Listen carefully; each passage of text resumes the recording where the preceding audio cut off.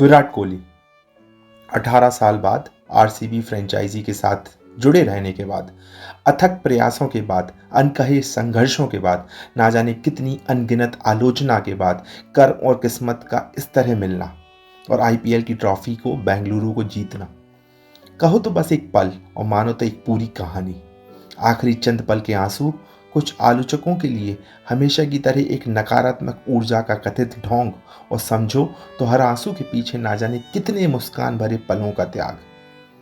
सिर्फ कोहली की नहीं, अनुष्का की नहीं, फैंस की नहीं, ये कहानी है ना जाने कितने ऐसे लोगों की, संजोगों की, परिश्रमों की, रिश्तों की, योजनाओं की, अभ्यासों की और हर पल को जोड़ रही ईश्वरीय कृपा की, जिससे होता है कुछ ऐसा सार्थक जो हम सब ने अपने टीवी स्क्रीन पर साक्षात देखा।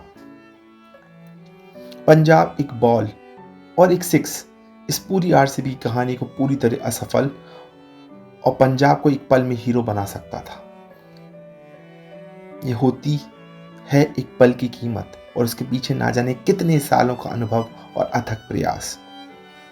आज का दिन महेश नवमी के रूप में खास करके माहेश्वरी समाज में पूरे देश भर में और विदेश में भी मनाया जाता है।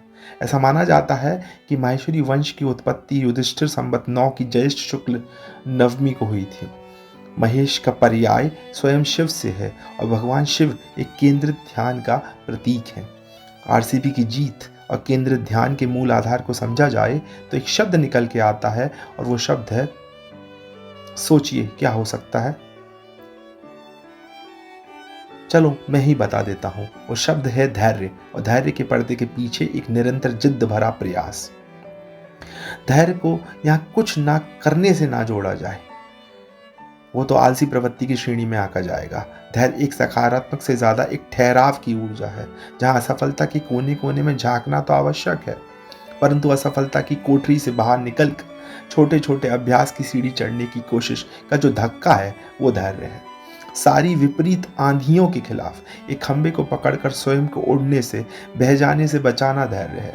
सब कुछ क्रोध में कह जाने का पूरा मन, पूरा प्रोत्साहन, पूरी उत्तेजना के बाद भी 2 मिनट का मौन और फिर जहर को पीकर 2 शब्द ना कहकर चुप्पी के अमृत को परोस देना धैर्य है। सारी ऊर्जा की पूरी दिशा को आलोचना से परिवर्तन की ओर मोड़ देना धैर्य है। रास्ते में खो जाने के बाद मंजिलों को ढूंढना, पूछ कर, मदद मांग कर, टेक्नोलॉजी का इस्तेमाल कर, स्वयं को शिक्षित कर, याददाश्त को मजबूत कर, सब धैर्य है।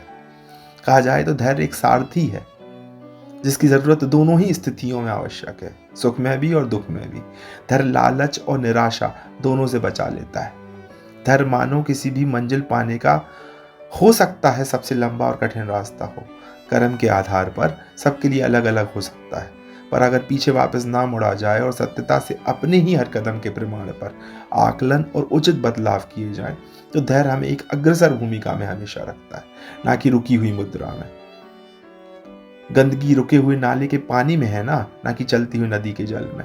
सब कुछ छूट जाए पर धैर्य ना छूटे तो सब कुछ मिलने की तो नहीं, पर उम्मीद के परे मिलने की संभावना बढ़ जाती है। धैर्य का आज से अभ्यास कीजिए और उसके साथ ही प्रयास भी कीजिए।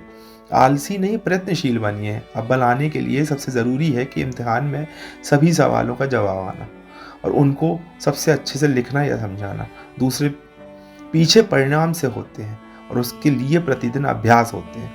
दूसरे पर शक से नहीं, खुद के भरोसे से युद्ध जीते जाते हैं। उंगली उठाने से नहीं, उंगली पकड़ कर चलना सीखा जाता है और हर कदम पर बस एक ही आवाज़ अंतरात्मा पर हमारा चंचल मन को कह रही होती है।